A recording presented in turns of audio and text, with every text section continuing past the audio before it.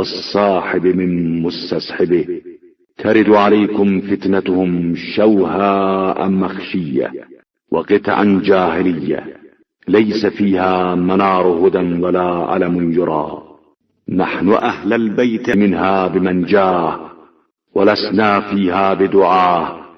یا مرید اپنے پیر سے انصاف کا تقاضا کرے، تم پر ان کا فتنہ ایسی بھیانک شکل میں وارد ہوگا جس سے ڈر لگے گا، اور اس میں جاہلیت کے اجزاء بھی ہوں گے.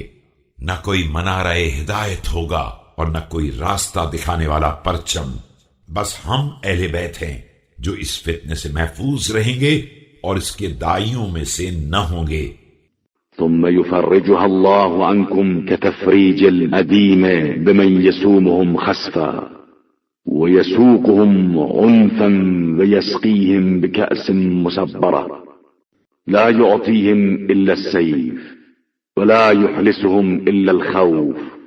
اس کے بعد اللہ تم سے اس فتنے کو اس طرح الگ کر دے گا جس طرح جانور کی کھال اتاری جاتی ہے، اس شخص کے ذریعے جو انہیں ذلیل کرے گا اور سختی سے ہنکائے گا اور موت کے تلخ گھونٹ پلائے گا اور تلوار کے علاوہ کچھ نہ دے گا اور خوف کے علاوہ کوئی لباس نہ پہنائے گا.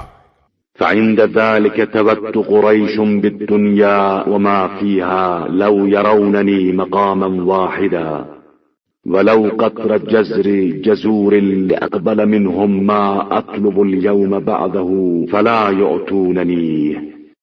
وہ وقت ہوگا جب قریش کو یہ آرزو ہوگی کہ کاش دنیا اور اس کی تمام دولت دے کر ایک منزل پر مجھے دیکھ لیتے، چاہے صرف اتنی دیر کے لیے جتنی دیر میں ایک اونٹ نہر کیا جاتا ہے، تاکہ میں ان سے اس چیز کو قبول کر لوں جس کا ایک حصہ آج مانگتا ہوں تو وہ دینے کے لیے تیار نہیں ہیں.